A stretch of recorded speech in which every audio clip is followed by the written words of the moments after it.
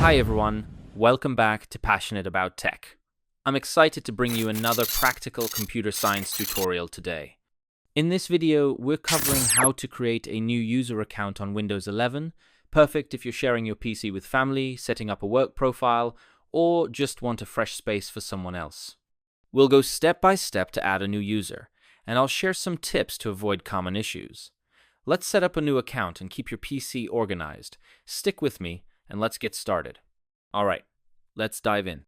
First, click the Start button, that Windows icon on your taskbar, and select Settings. Next, go to Accounts on the left sidebar, then click Other Users.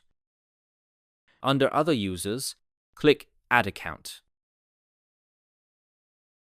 You'll be prompted to enter an email or phone number for a Microsoft account. If you don't have one, click I don't have this person's sign-in information, then add a user without a Microsoft account to create a local account instead. Enter a username, like family member, set a password, and add security questions for recovery. Click Next, and the account is created. To test it, restart your PC or switch users from the Start menu. One tip: if the new account doesn't show up, make sure you have admin rights. You might need to log in as an administrator first. That's it for today's tutorial.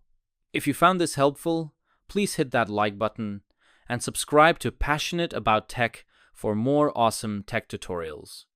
Your support encourages me to keep creating content like this, so don't forget to click that subscribe button and turn on notifications. Let me know in the comments who you're creating this account for. I'd love to hear. See you in the next video.